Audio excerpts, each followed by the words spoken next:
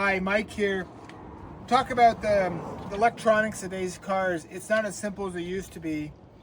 And this is the passenger door, but driver's door the same. One of the most common problems with the electronics today is the driver's door window. Now, it's not as simple as just a switch anymore or just a little motor inside. There's actually modules inside, and sometimes you have problems with the wiring coming through the door back here. The door opening and closing, the wiring gets pinched.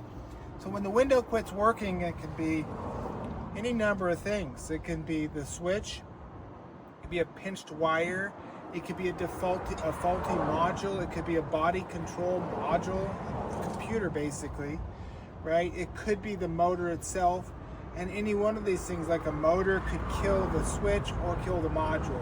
So it can kind of get complicated, but we do have technicians that are able to go through and use computers as well as testing equipment to know exactly what's wrong with that and then recommend the correct replacement.